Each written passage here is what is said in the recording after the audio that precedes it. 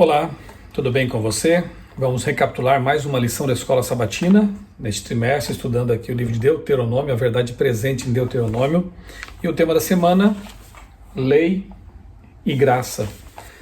Como conciliar essas duas coisas? Alguns acham que lei e graça não são conciliáveis, somos salvos pela graça, então somos livres para viver como queremos, ou então alguns pensam que a lei seria de alguma forma meritória, ou marcaria pontos no céu a obediência aos mandamentos. Como entender isso?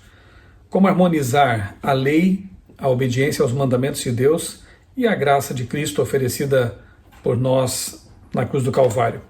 O verso principal, Gálatas 2:21, diz assim: não anulo a graça de Deus, pois se a justiça é mediante a lei, segue-se que Cristo morreu em vão. Sim, porque se nós quisermos de alguma forma acrescentar algum mérito para a salvação, estaremos com isso anulando ou manifestando descrença em relação àquilo que Jesus já fez por nós, pagou nossos pecados na cruz do Calvário. A lição começa citando aqui 1 João 3,4 também, e Efésios 2,8, que dizem assim: todo aquele que pratica pecado também transgride a lei, porque o pecado é a transgressão da lei. E porque todos nós transgredimos essa lei, pois a Escritura encerrou tudo sobre pecado, somente a graça de Deus pode nos salvar. Porque pela graça vocês são salvos, mediante a fé, e isso não vem de vocês, é dom de Deus. É um texto tão claro aqui do apóstolo Paulo, Efésios 2,8, que vale a pena repetir. Porque pela graça vocês são salvos, mediante a fé, e isso não vem de vocês, é dom de Deus. Se a salvação é um dom de Deus e tudo foi feito por nós, por Deus, em Cristo, onde entra então a nossa participação? Por que o livro de Deuteronômio fala em obediência, em mandamentos? Como entender isso? Repito, como harmonizar o tema dessa semana, que é justamente a lei e a graça? Domingo, a lei no céu. Talvez você esteja perguntando, mas havia uma lei no céu? Os anjos, seres perfeitos, moralmente perfeitos, precisavam obedecer a uma lei? Mais uma vez eu comparo com a lei, com as leis que regem o universo físico. A gravidade, as constantes universais, as leis as forças forte e fraca, eletromagnética, tudo isso existe desde que o universo é o universo, porque a realidade que nos rodeia depende dessas leis. Assim também os seres morais precisam de leis que regem a vida deles. Talvez seja tão automático para eles obedecer ao Deus Criador, às leis de Deus, o Deus Criador, que possivelmente nem se deem conta de que a lei existe, mas ela está lá. Está lá como uma proteção para os seres criados. Prova disso é que Lúcifer, ao se rebelar, iniciando assim o grande conflito, ele quebrou essa lei. Se pecado é transgressão da lei e Lúcifer pecou no céu, obviamente ele quebrou a lei então. Por exemplo, a lição aqui cita, o não cobiçarás, não cobice, Romanos 7,7. Satanás cobiçou a posição de Deus, o poder de Deus, a adoração, e isso é pecado. Satanás foi infiel para com Deus, então ele quebrou também o 7º mandamento. Enfim, Satanás se colocou como o próprio Deus de si mesmo, quebrando assim também os primeiros mandamentos. Ele rompeu a relação com Deus, então quebrando assim a lei. Algo central no conceito de liberdade moral é a lei moral. Embora partículas subatômicas, ondas no oceano e cangurus sigam a lei natural, em certo nível, não cumprem, nem precisam cumprir a lei moral. Somente os seres morais precisam da lei moral. E é por isso que mesmo no céu Deus tem uma lei moral para os anjos, por exemplo, como também há para os seres criados e também havia para Adão e Eva e há para os seres humanos aqui neste planeta. Obviamente que Adão e Eva antes do pecado podiam prestar a Deus uma obediência perfeita, porque tinham suas faculdades perfeitas. Hoje nós, como seres humanos caídos, que vivem, já nascem com uma natureza pecaminosa, prestamos a Deus uma obediência imperfeita, mas é muito bonito pensar, e Ellen White diz isso num texto muito bonito também, que Deus aceita os nossos melhores esforços no sentido de ser fiéis e obedecer a seus mandamentos. Não cobice. Satanás ele cobiçou e por isso iniciou o grande conflito. Como explica Ellen White, a vontade de Deus se expressa nos preceitos da sua santa lei, e os princípios dessa lei são os mesmos princípios no céu. Os anjos celestiais não atingem mais alto conhecimento do que saber a vontade de Deus, e fazer sua vontade é o mais elevado serviço em que se possam ocupar suas faculdades, suas capacidades. Céu, terra, não importa. Se Deus tem seres morais, haverá uma lei moral para governá-los, e a violação dessa lei, onde quer que seja, é pecado. Segunda-feira, a lei em Deuteronômio, nós encontramos aqui, lendo uma sequência de textos da pergunta 3, a ordem liberdade, cuidado e obediência. Deuteronômio contém as instruções finais de Moisés aos hebreus antes de tomarem a terra prometida. Entre essas instruções estava a ordem de obedecer. Interessante porque fica muito claro que a obediência ela implicava em vida próspera, em paz, em bem-estar. E primeiro vem a ordem, na verdade vem primeiro a libertação, nós veremos esse ponto aqui mais adiante na lição também. Primeiro vem a libertação e depois o pedido, a ordem para obedecer. Ninguém obedece se não for livre. Ninguém obedece corretamente se não for por amor e reconhecimento daquilo que fez Deus por nós. A graça de Deus nos salva. Nossa resposta é a obediência à lei. Ninguém será justificado diante de Deus por obras da lei, pois pela lei vem o pleno conhecimento do pecado, diz Paulo em Romanos 3, verso 20. Mas como resultado da salvação que tão graciosamente recebemos, se vocês me amam, guardarão os meus mandamentos, disse Jesus em João 14, verso 15. Se não for por amor, essa obediência se transforma em legalismo, vira um fardo. Obedecer a um Deus a quem não amamos torna-se uma escravidão, realmente uma coisa que oprime, é um fardo, é um peso. Agora, quando nós reconhecemos e experimentamos o amor de Deus por nós, manifestado de modo muito claro e explícito na cruz do Calvário, a resposta natural daquele que foi salvo é perguntar: Senhor, o que queres que eu faça? Porque eu te amo, eu sei que tu queres o meu bem, e aquilo que tu queres para a minha vida, as leis que tu me propões, são para o meu bem, eu tenho certeza disso, porque eu te conheço. Então essa tem que ser a relação. É mais ou menos, e é bom sempre lembrar disso, com aquilo que aconteceu com o ladrão na cruz, aquele ladrão que aceitou a graça de Cristo e pediu a salvação. Quando viu que estava aí ao lado dele a última oportunidade de salvação na pessoa do Messias. Se aquele ladrão tivesse a oportunidade de sair da cruz e continuar sua vida, com certeza ele seria batizado, ele seria visto na igreja, ele procuraria obedecer aos mandamentos de Deus, os princípios do reino de Deus. Por quê? Porque ele reconheceria que Deus foi tão gracioso em Cristo ao lhe considerar salvação que naturalmente a resposta dele seria fidelidade, obediência. Mas ele não teve a oportunidade de descer da cruz e ter uma nova vida, ser batizado, guardar os mandamentos, mas mesmo assim a salvação dele foi garantida por Jesus. Mais do que qualquer outra pessoa praticamente que vive ainda, porque Jesus disse: você estará comigo no paraíso. Quando Jesus voltar, aquele ladrão convertido vai se levantar da sepultura, vai ressuscitar e ter a vida eterna. Mas ele não guardou os mandamentos após a cruz? Sim, porque a salvação é pela graça. Os mandamentos seriam naturalmente guardados por ele se ele tivesse uma chance de continuar vivendo.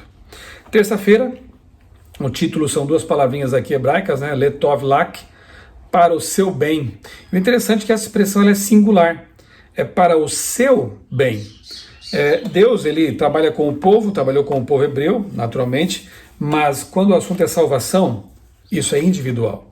A salvação é individual, você deve buscar por si mesmo. Ninguém vai entrar no céu agarrado às vestes de uma outra pessoa, como a esposa, o esposo, o pastor, o líder. Nós temos que, por nós mesmos, buscar essa experiência com Deus e aceitar Jesus como nosso Salvador. Eu quero ler aqui com você Deuteronômio capítulo 10, eu vou ler aqui na nova versão transformadora, nessa versão aqui. Eu vou ler só os versos 12 a 14 do capítulo 10, que dizem assim: Agora, Israel, o que o Senhor seu Deus requer de você? Somente que você tema o Senhor seu Deus, que viva de maneira agradável a Ele e que ame e sirva o Senhor o seu Deus, de todo o coração e de toda a sua alma, totalmente. Obedeça sempre aos mandamentos e decretos do Senhor, que hoje lhe dou para o seu próprio bem. Veja, os mais altos céus e a terra e tudo o que nela há pertencem ao Senhor seu Deus. E assim segue o texto, muito bonito, né? Então, que ordem que nós percebemos aqui nesse texto de Deuteronômio capítulo 10? Amor, obediência para o seu bem.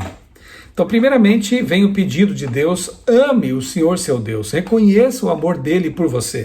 Segundo, obedeça aos seus mandamentos e entenda que eles são letov lak, são para o seu bem.